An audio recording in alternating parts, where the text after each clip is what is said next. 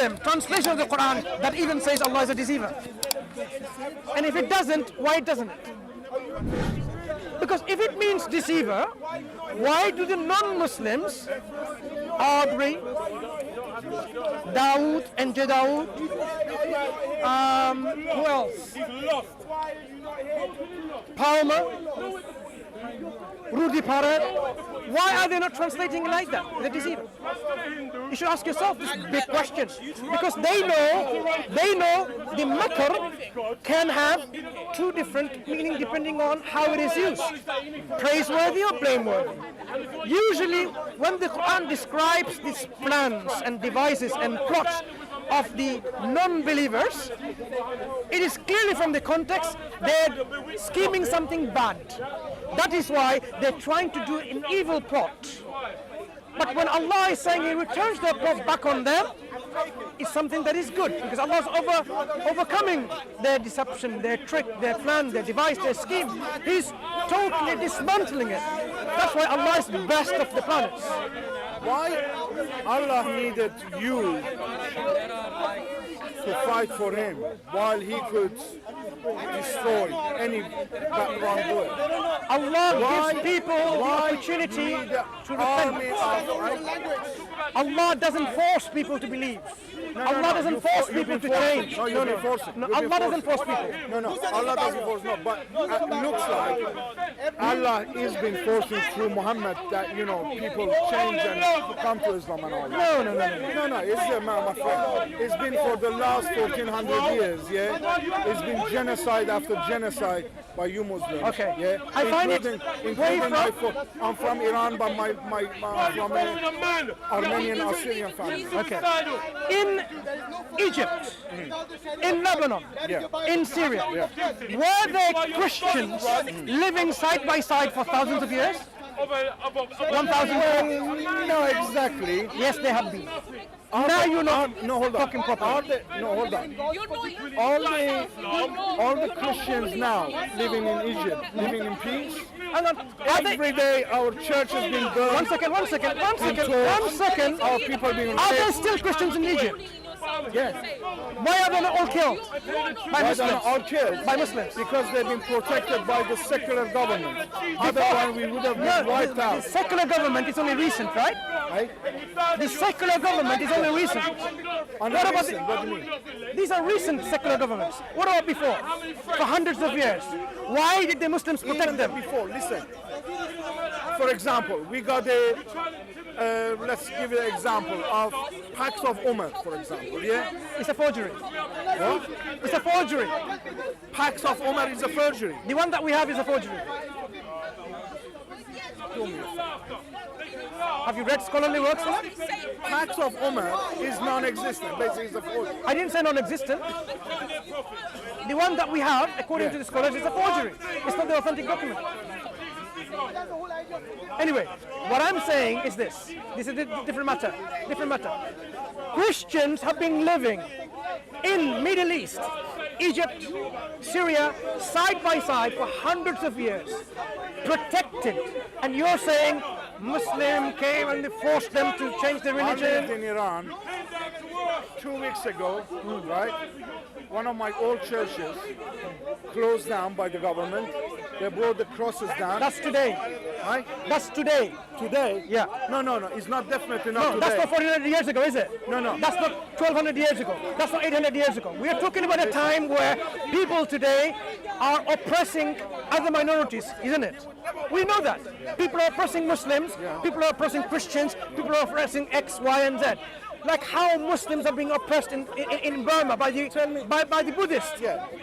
Every minority people, it seems like in today's world, being oppressed. So you're saying it's been peaceful, right? No, I am not saying it's peaceful now. I'm saying No. In the past, it was peaceful. In the past, the Jews and the Christians, they were living peacefully. So the genocide of Armenia in 1915. That's one example in 1915.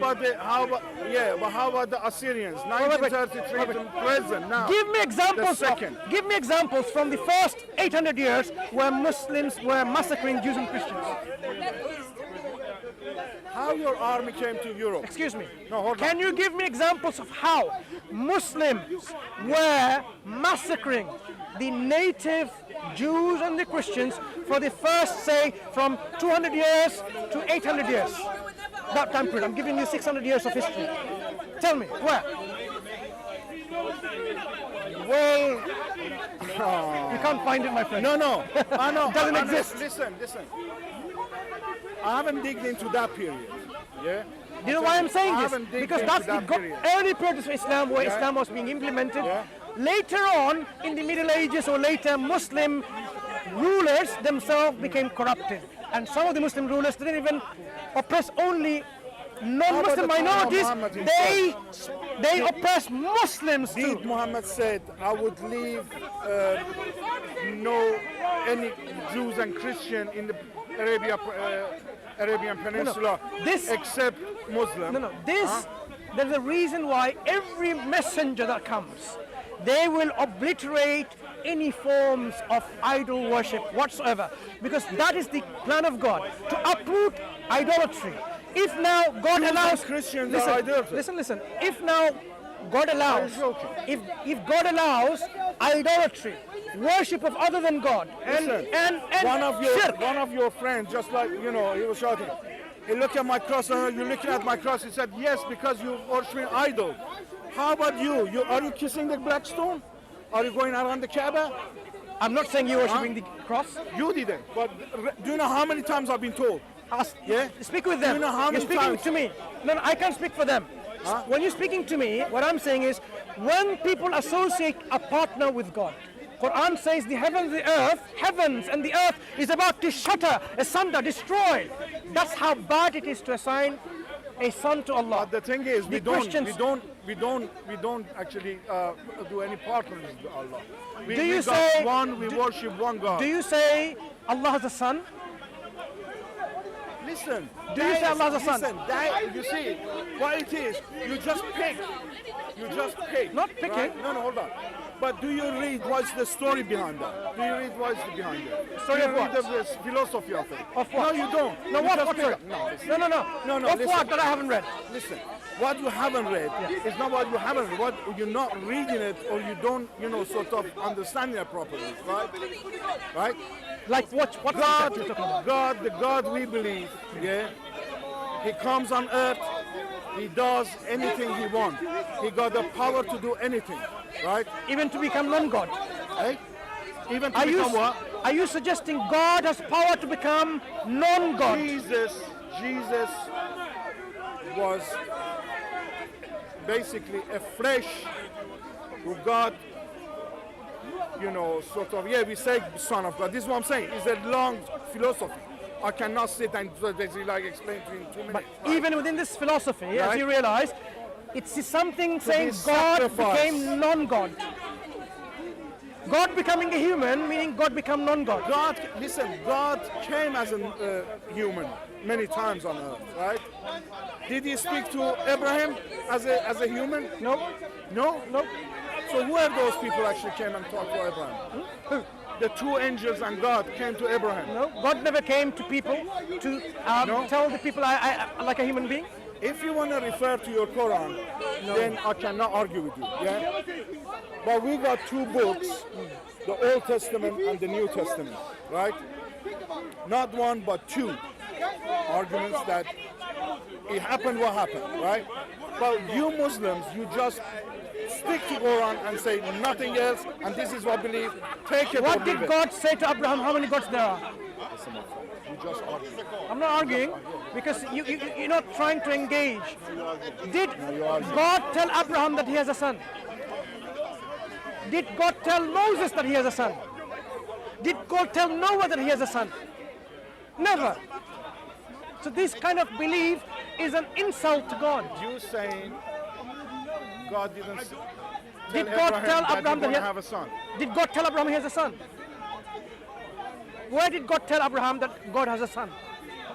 God has a son. No, He said He's going to have a son. No, where did God tell Abraham that Yeah. God has a son? Like you believe now. He didn't say to Abraham, He said to Jesus. Why didn't God tell Abraham that God has a son? Because he didn't have a son at that time. Oh, he has a new son.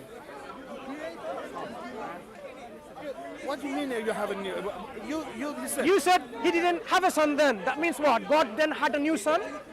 I'm talking about Abraham, man. No. He'd come. Did the time of Abraham... I was saying, listen, this is what you twist and turning thing, right? I'm not twisting, I'm clarifying. You're turning and twisting. This is your philosophy, right? My You're philosophy always is straight. No, you're not straight. You're not straight. You always twist and turn. What have I twisted? What you twisted? I'm talking about God came on earth many times, yeah? Did he tell them that he has a And son? you're asking, did he tell him that he got a son? He had nothing to say actually at that time. Why not? Because he wasn't a subject, he was nothing. No, why did he tell them? About. If he has a son, why did he not tell them? Does God require to worship his son as well? Listen, you just turning and twisting things.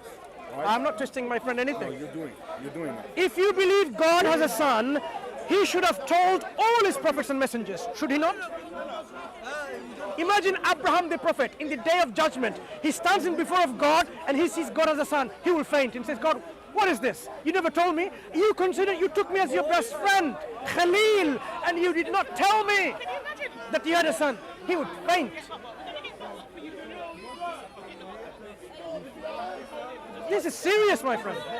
God never told any of the prophets and messengers in the past that he is 3 in 1 or he has a son. He has always said instead, I am God, there is none else. One God. Before me there is no God. After me there is no God. I alone am God and there is none else. Clearly, all the prophets. That is the message of God. Quran repeats the same message. This is the message that we are inviting you to.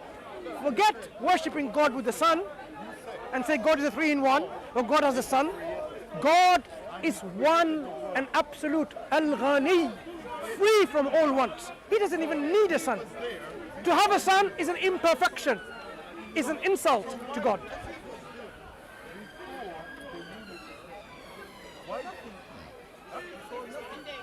You know what it is.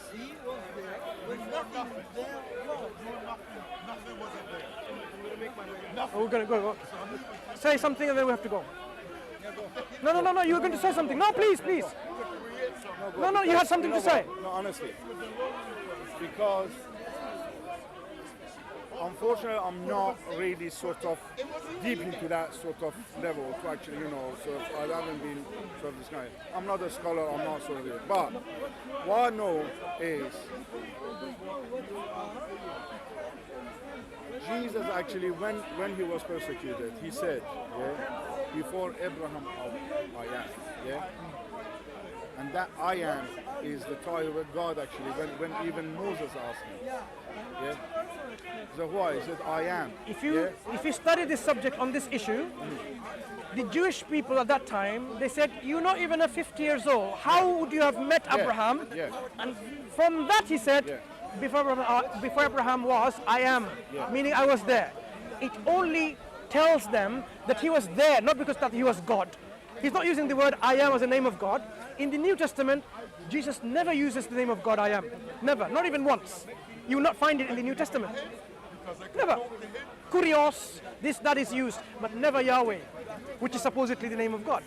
So there are many people who are even before Abraham. Melchizedek, as you know, Melchizedek, he has no father, no mother, no beginning, no end, but he lives continuously without any generations or genealogy.